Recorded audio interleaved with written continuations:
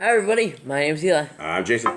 I'm Caden. I'm Jaden. I'm Nicole. And we're the Yahushua and the Torah YouTube channel. And that was not very spunky. That's not very exciting, Eli. That sounds like you are sad. Are you sad? And I'm just have a stuffy nose. Oh, you have a cold. You have a stuffy nose, a little bit of a cold, a little bit of the COVIDs. Hopefully not. Yes, the house cold rebranded. Let's begin. Thank you guys very, very much, our little digital family. Thank you guys very much for joining us and being a part of this little ecclesia. We would not be as happy as we are unless we had you guys here, and we are truly blessed by having this tiny ecclesia. And today is a dog bath day. Is everybody looking forward to a dog bath day? No. No one? No drum rolls for dog bath days? No. No. Hey, you know what? Your Gram, she says you guys have the best drum roll anywhere. She loves your drum rolls, and that's only something that a grandma would say. And so we love you, Gram. Thank you for being part of our family and hanging out with all of us and all of you guys out there. You guys are all our family. You guys are our brothers. You guys are our sisters, because that's what Messiah Yahushua said. Today is a Thursday on the Gregorian calendar. It is the 7th day on our Creator's calendar. It is the 5th day of this week. It is the 9th month of the Creator's calendar, and tomorrow is a preparation day. All right. One thing I want to go into real quick. We do have a spunky, funky little group over on Telegram. Some people don't know how to get to Telegram. These instructions right here would be only if you had an Android device. We'll have to do another video on an Apple device and record it because I'm running on an Android. You guys could type in. So this is what you would do, and this is actually instructions for Phyllis and for anybody else who's trying to get to our little Telegram group. Up top right here, you just type telegram.org, telegram.org. That's in your browser. Open up like Chrome or Firefox or Safari or whatever it is and type that in. When you make it to this, because I am an Android, I saw something like this. And so if you guys have an Android, these instructions are for you. If you don't, let me know what device you have in the comments, and I'll do one specifically for that. So you're just going to click on Telegram for Android right there. And then it'll take you to this next little thing, and it says download Telegram. And Telegram, even though it's owned by a guy who is part of the World Economic Forum, and all those people are pretty much sold out Satanists, Telegram is probably the last place other than 153news.net that you will actually have censorship-free content. They do censor a little bit on Telegram, but nowhere near like they do on YouTube. BitChute is just a censorship hole. So anyway, you're gonna click download Telegram. When you do that, in the description, after you download this, there'll be like a little thing that you can install. Install it. Click on it. See if you can get it installed. If you're able to get it installed, all you need to do is look in the description on YouTube under the video where it says Telegram and click that link. And it should pop you into Telegram. It should get you to where you need to go. And maybe I'll have Eli do a whole video on exactly from the beginning to the very end on a brand new Telegram account if that doesn't help people. So once you get there and you click on the link inside the description, it will pop up. And this is the Yahuwah and the Torah Telegram group right here. And there's 32 members in there. And it is a spunky, funky little group of very good people who are very, very awake, and they are it's a very, very good support group. And on the bottom it has the join. You have to click on the join at the bottom. Yes, so at the very bottom, when you guys click on that, at the bottom of it will say join. Click join, and that will get you guys into this, and you guys will be able to hang out with the rest of the crew. And again, it's a very good support group. Very, very nice ladies and guys that are there. And so here we are. We are in Lucas 11 today, and we will be going into our handy dandy split screen.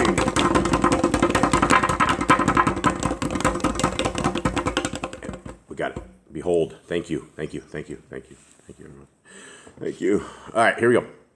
Luke 11. Anyone have anything? Any praise and worship? Anyone have anything awesome going on?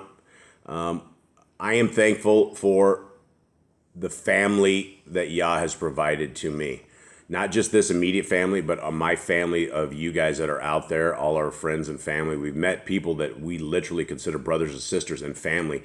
And I am very, very, very thankful for my immediate family and for my extended family, which are you guys out there. Anyone else have anything? The ability to smell. The ability of smelling things. Every day we use our nose to smell stuff and to tell us if it's good or bad. Good or bad, is run away from it or get closer to it, right? Cinnamon rolls or foul smells that we should avoid. Okay, all right. Well, thank you guys very much. Let's get on Luke 11. We are looking for law, statutes, and commands of Messiah Yahushua. Who is Messiah Yahushua, gentlemen? Jesus Christ, but that's not his name.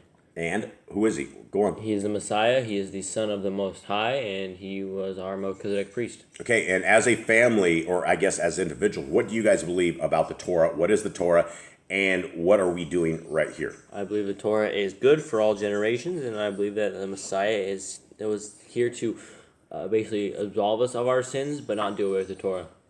Yeah, and so the Torah is good to keep for all generations, Genesis, Exodus, Leviticus, Numbers, and Deuteronomy, and it will bless your life, it will enhance your life, it will give you a foundation for your life, and when you are in the Torah, life will become a lot better. It doesn't mean you will not have any kind of issues, it just means that life will be a lot better because you will be under the covenant of our Creator, and that's the best place to be. Okay, Luke 11. And it came to be, while he was praying in a certain place, as he ceased, one of his Talmudians said to him, Adonai, teach us to pray, as Yochanan also taught his Talmudim.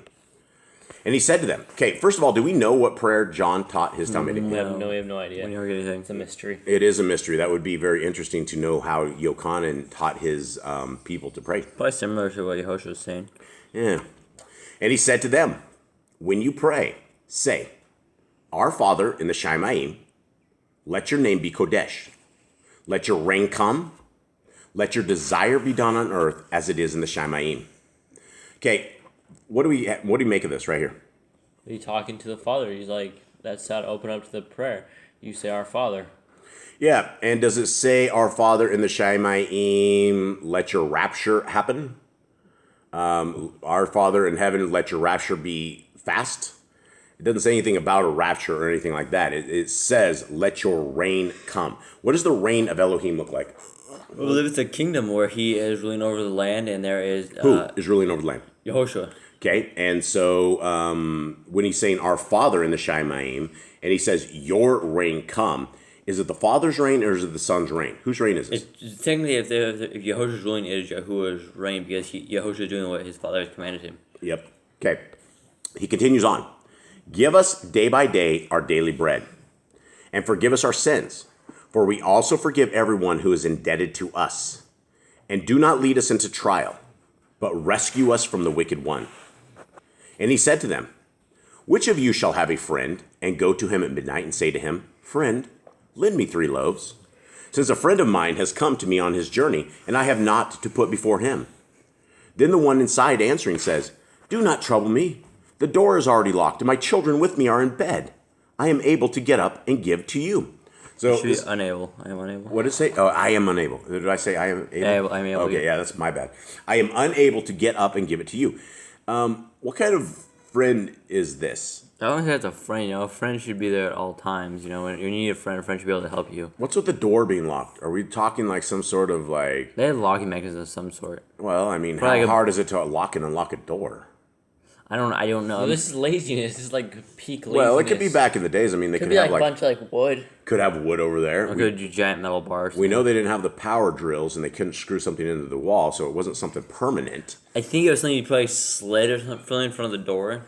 Yeah. So, but I mean, is this a huge thing to lock and unlock the door? I don't think it is, honestly. I mean, humans are going to make the easiest way possible. They're not going to make the heaviest thing to open a door. They're going to make something simple they can work with. They're going to make it lighter. It's just something where he does not want to get up. He's sleeping. Yeah, he's sleeping, and the kids. I mean, why wouldn't we want to get his kids up? What is it with the kids? Why is he talking about this? What's this mean? Maybe he has little kids, and when they go to sleep, it's hard for them to wake up. As lazy as possible, I think, is like the thing here. Is like he doesn't want to get up. He doesn't want to get the kids up. He's gonna let the guy starve. He just does not want to get up. Well, here's the thing about kids. If you have young kids, when nighttime comes, the parents celebrate. Yay! The kids are finally asleep. When you have little kids, it's a lot of work. Little kids are a lot of work. I know there's a lot of families out there who have a lot of little kids, and you guys know what I'm saying. So, is there anything? I mean, he didn't want to wake the kids. He did not want to open the door, and he doesn't sound like he's a very good friend. Okay, 8. I say to you, if he does not get up and give to him because he is his friend, he shall get up and give him as many as he needs because of his persistence. So that's one way. Just keep banging on the door. The squeaky wheel gets the oil. Either he comes out in a flying rage and gives you what you want and leave me alone. Or you keep banging at the door. NIV says shameless audacity. Shameless audacity. Yeah, I guess that would be shameless audacity to keep knocking on the door. At that point, it's time to go find new friends. That's interesting. His persistence is in one translation, and needless audacity is in the other one. Shameless audacity. Yeah. Mine says shameless persistence. Shameless persistence. Yeah, and I mean, I guess you would feel bad knocking on someone's door, but hey, you know what? Get some food out, folks. Okay, 9. And I say to you, ask, and it shall be given to you. Seek, and you shall find. Knock, and it shall be opened to you. For everyone who asking receives, and he who is seeking finds, and to him who is knocking it shall be opened. Okay? What do we make of this, guys? Seek and you shall find, knock and it will be opened to you. What is he saying on this? He says basically you just need to ask and you will receive. Always? Not always immediately. Why? Because there's a plan for everything. I mean, if you got everything instantaneous, there'd be no point in everything. Yeah, and if it is not in the will of our Creator, we can ask and ask and ask and ask, and it's never going to happen. It has to be in the will of our Creator for this to be the right way forward. Okay, 11. And what father among you, whose son asks for bread, shall give him a stone? Or if he asks for a fish, shall give him a snake instead of a fish? Or if he asks for an egg, shall give him a scorpion? All right, kids, have I ever given you a stone instead of bread? Not that I know of. Mom gave you a nail in the bread one time, but I think that was your guys' fault. Wasn't that a fencing nail that ended up in the muffins? Yep. Somehow the kids, I don't know how they ended up emptying their pockets over Mom's cooking, but somehow they ended up with a fencing nail into the thing. So, but that's a different situation. Okay, so what would you imagine, guys? You guys come out and you guys ask your mother for food all the time. You're like, hey, I'm hungry, Mama. Mama, I'm hungry. What do we have, Mama? And she's like, here's a reptile. And she hands you a snake. What would you think? All right. Well, this isn't normal. Thanks, Mom. What do you want me to do with the snake? Okay, so do parents do that, or do good parents, or do people who I guess, do anybody who has a soul or a conscience at all, do they give you a scorpion instead of an egg? I don't think so. We have that old neighbor. He's come over a few times asking us for eggs. Have we ever given him a scorpion? Not yet. No, you don't do that. It's evil. Okay, 13. If you then, being wicked, know how to give good gifts to your children, how much more shall your Father from Shamayim give the Ruach HaKodesh to those asking him? Huge promises, right? Huge promises. Understand, folks, our daddy, our Abba, our Father is the one who knows our hunger. He knows our tiredness. He knows our pain. He knows our depression. He knows our sorrow. He knows our sadness. He knows it all, right? He knows everything, right? And he loves you. He cares about you. He is entrenched into your life, hoping that you are entrenched into his life. And how are you entrenched into the life of our Creator? By doing what he says do, by obeying his commands. Obeying his seeking him out. commands, absolutely. Okay, 14. And he was casting out a demon, and it was dumb. And it came to be, when the demon had gone out, that the dumb spoke, and the crowds marveled. Okay, so is this guy on a blackboard doing mathematics, and he can't figure out the math problem, or is he not able to speak? He's not able to speak. Oh, okay, sorry. So we're not talking like this guy can't do math problems. We're talking like he is unable to speak, but he also has a demon as well, right? So this is yet more stuff about demons. We knew that demons are able to throw you into fire. They're able to... What are the qualifications of a demon, folks? What do we know that they can do to us? They can harm us. Afflict us, harm us. What else? Give us evil energy, evil thoughts, negativity. What do you think, Eli? Yeah, they'd give you all sleeping? those things. No. Are you sure? Yeah. Okay. Petting my dog. Oh, okay. Looks like you're sleeping. Okay, what else on the demons, Eli? They are able to make them like scream. Scream. They can make people speak. They also make you super strong. Super strong or extremely violent, but it probably is strong. The guy was able to break his chains off. No one can hold him. He's always wandering around. Yeah, we know that he flips kids into the fire. Cuts them. So we know that they don't like being lonely. They froth at the mouth. Yeah, they don't like being lonely either, do they? No. Yeah, so they need a host or something. They need a host. Yeah, they need a host, and we get more into that here and some interesting stuff here. Okay. 15. 15. But some of them said, he casts out demons by Beelzebub, the ruler of the demons. And others were seeking from him a sign from the Shemaim. More signs. They need more signs, these people.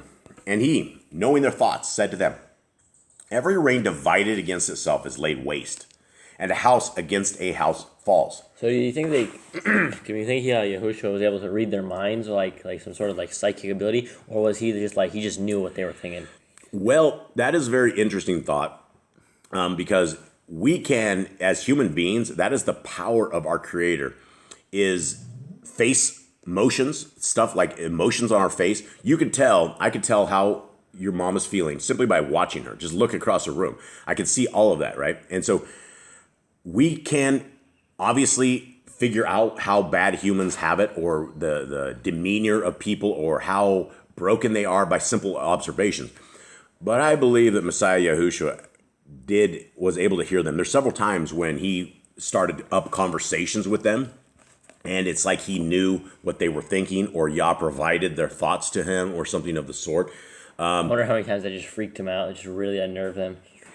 Unnerved them and unnerved him. I mean, here's the problem. If you guys could actually read people's minds, you would be probably extremely offended. You would be extremely offended. As this guy's sitting here smiling at you, looking at you, and this guy's going, well, this guy looks like he's a fatty. And you're sitting there and he's smiling at you, and this guy just called me a fatty. You know, you probably wouldn't, you're like, wow, well, you're smiling at me, but yet you're calling me names. That's the thing, right? It doesn't become open until we lay words to it. So anyone have any other, anyone think Messiah Yahushua, can he read minds, or is he just picking up on perceptions of people? Yeah, I think he's extremely perceptive. You think he's perceptive? I think so. He doesn't have any. I think he has some powers that, like where the Ruach could provide him with, like thoughts, or like hey, you gotta think of this. You need to say this. All right, Eli, I got one perceptive and one thought reading. What do you think? I think it's thought reading. You think it's thought reading, Nicole? Okay, so we got three to Because it always says one. knowing their thoughts. Knowing their thoughts, yeah, and it could be. You can look at someone and know what they're thinking. That is true. That is very, very true. That is the power of our Creator's creations. Okay, I don't know. We don't know. Okay, going back to where it says a house against a house falls.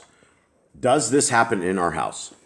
The house doesn't like physically fall, but it's more like a spiritual or mental. That is not what it's saying, right? A house against a house falls. What does it mean by house when it's talking about a house? Like a family or people. A family, right?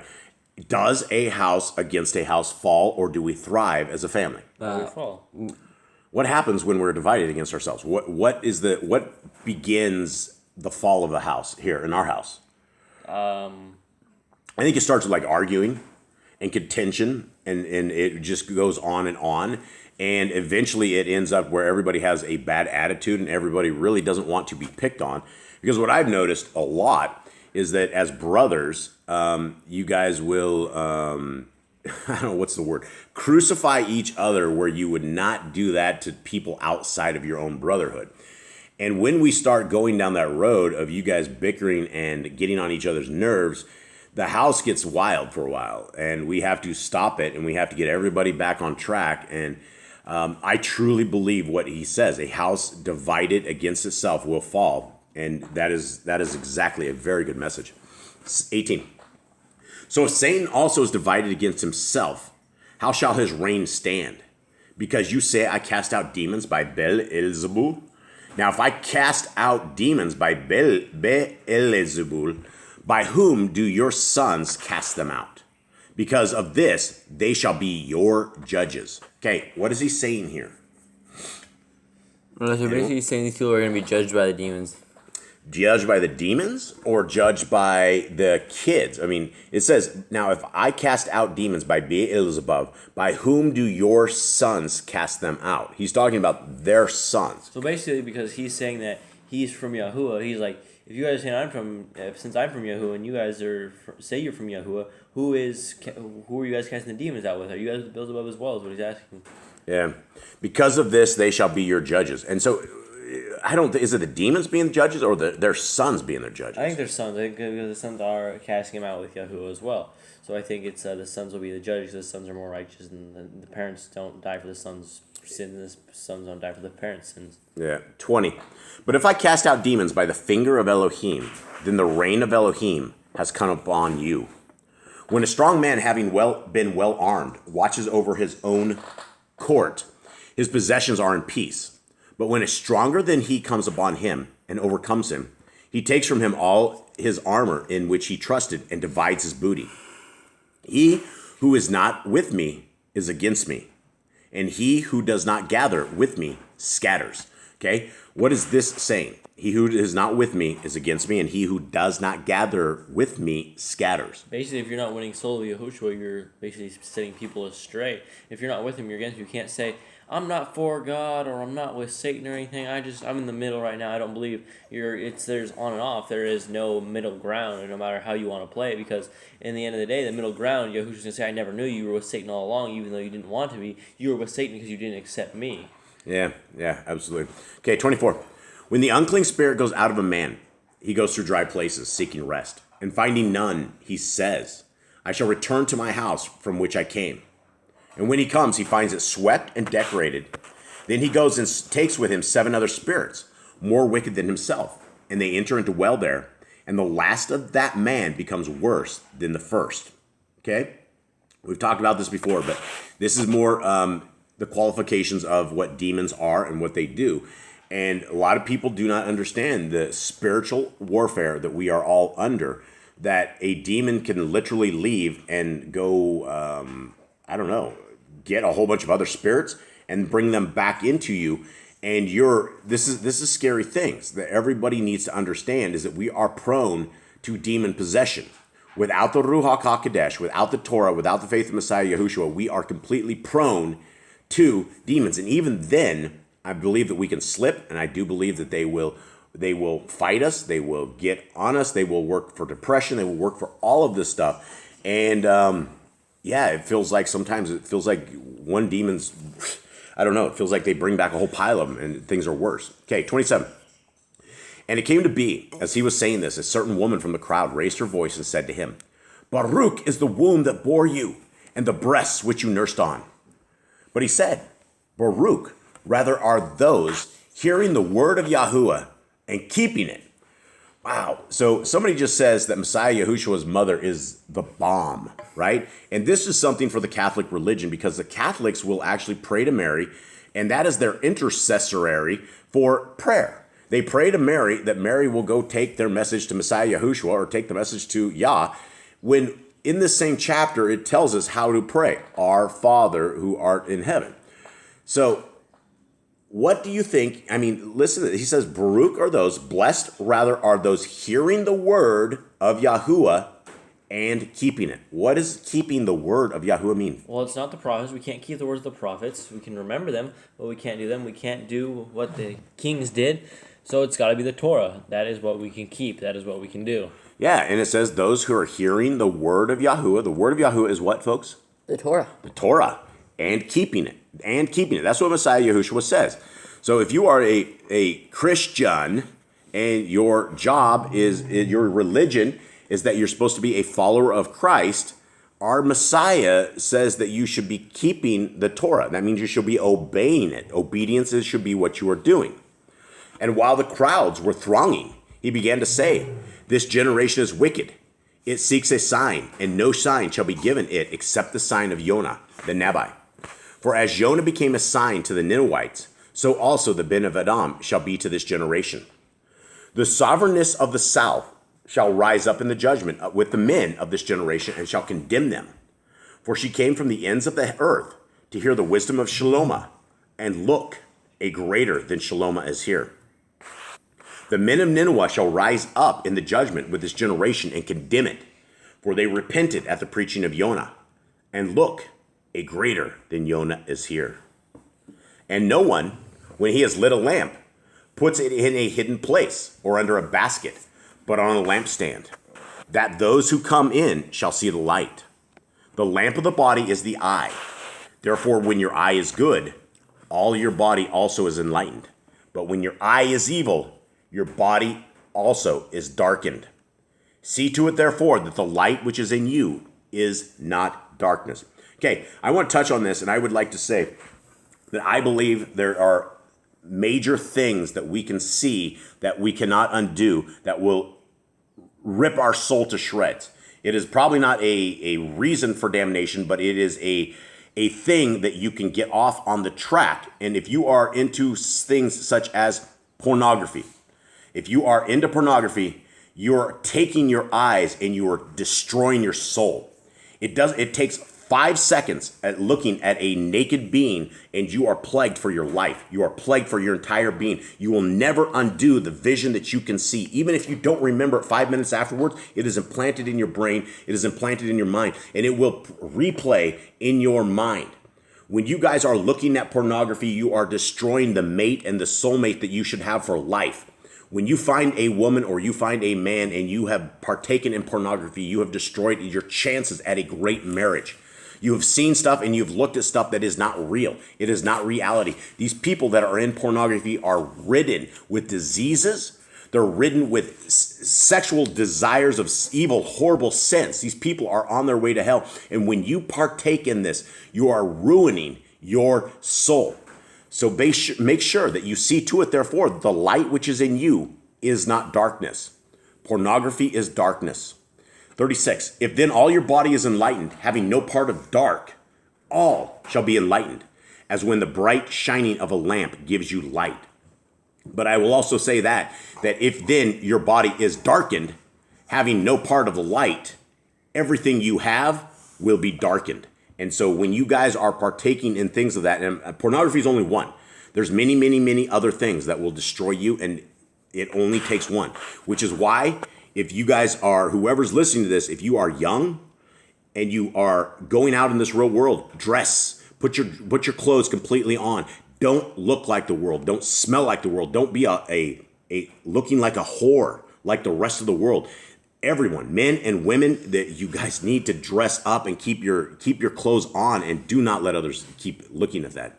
Okay.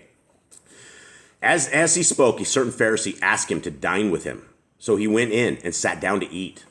And when the Pharisee saw it, he marveled that he did not first wash before dinner.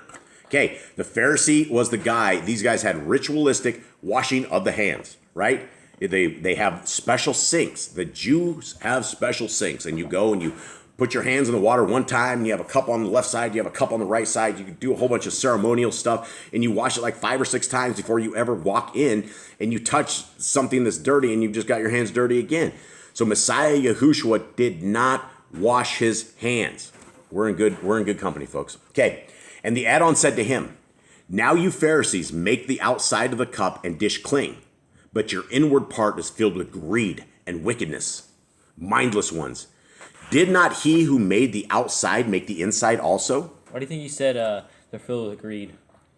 Filled with greed. Is it because they're just always after money, after their donations, or their tithing? Is that what it is, or there's something else with the washing of hands that leads to greed? This is what I have come to conclude. And it's not, I guess it's not everybody, but the majority of anybody who is in religion at all screws and rips off the people. They rip the people off with their tithes, with their money, they make a living preaching the word of Yah. It doesn't matter. We ran into people down here who were Torah keepers, and they started soliciting, they were charging the people coming to their little tiny ecclesia tithing. They thought they were part of the Levites. They really thought they were Levitical priests, and they had the power to charge people tithes. And they didn't just charge people, they forced people to pay them. We got into that grift a long time ago, and we had to bust that too. But as far as anything with religion goes, it has to do with greed. Every single person on TV for years and years and years that preaches on TV, these people are loaded. They are rich. They have planes. Like, remember that Kenneth Copeland guy, or that one demon guy? Yeah. Kenneth Copeland. He had like 5 or 6 jets. It was huge amounts. Personal jets, private jets. They're all demons. So yeah, Kate, greed. He probably said that because they're all greedy. And yeah, I don't have an answer to that, but I would imagine that is so. 42. But woe to you. 41? Yeah. Thanks, Jade. But give in kindness of that which is within, and see, all are cling to you. Okay, so he went into this and says, give in kindness of that which is within. What is within? The inside, your inside heart, your soul, your heart. Your love, yeah. And if you give kindness of within, that's what this is about. This is about loving our neighbor. This is about loving them and not ripping people off with tithes and having people donate to you and making your living off of this, because I have never found one single preacher or one person who is ever in this that money has not become everything. Boss Clan will never, ever, ever take donations. We will never, ever, ever take anything. The one and only time I ever asked for a donation, we ended up getting a book scanner, and now all of our channels are getting knocked out. So to the brother who hooked us up with a book scanner, we love you, brother. Thank you so much. And we are proud to be doing this job and having all of our channels at danger because of this. And again, we're not after subs. We're not after any of this. We're after getting the word of Yah out free of charge to anybody who wants to listen. Okay. Where are we at? We are on 43. 43. Woe to you, Pharisees, because you love the best seats in the congregations and the greetings in the marketplaces. Woe to you, scribes and Pharisees, hypocrites, because you are like the unseen tombs, and the men walking over them do not know. I find that fascinating, right? I found that really fascinating. Like, you could just be walking on a piece of ground, and underneath of you is all the dead, right? And these are what they're talking about, right? They're walking on dead bones. The Talmud and the Talmudic stuff and the Pharisaical Judaism, it's all dead. That's what it is, and they're walking over it. 45. And one of those learned in the Torah answering said to him, Teacher, when you say this, you insult us too. Oh man, the way he responded to this is. But he didn't realize that of course he was insulting them. Okay, 46. And he said, Woe to you also. You learned in the Torah because you load men with burdens hard to bear, and you yourselves do not touch the burdens with one of your fingers. So not only did he say woe to the Pharisees, but then this other guy came up and said, hey, I'm feeling a little offended here. He goes, woe to you then as well. Yeah. You should be woe too. Yeah, absolutely. Now, people don't understand, he's not talking about the Torah being a burden. He is talking about the other 25 books, the Talmud, that have hundreds, if not thousands of other laws. There's like hundreds of laws just to keep Shabbat they have, right? They can't flip their lights on. They can't rip toilet paper, right? Sit in darkness. Yes, sit in darkness. The people are actually will sit in darkness all night and all day, waiting because that's what they think rest is supposed to be. It's tremendous amounts of burdens. And Messiah Yahushua was like, you don't even touch these burdens with one of your fingers, but yet you make everybody else do them. Okay, 47. Woe to you, because you build the tombs of the Nebiim, and your fathers killed them. So you bear witness that you approve of the works of your fathers, because they indeed killed them, and you build their tombs. And because of this, the wisdom of Elohim said, I shall send them Nebiim and emissaries, and some of them they shall kill and persecute, so that the blood of all the Nebiim, which was shed from the foundation of the world, shall be required of this generation. From the blood of Hebel to the blood of Zechariah, who perished between the altar and the Mishkan. Yes, I say to you, it shall be required of this generation. Woe to you learned in the Torah, because you took away the key of knowledge.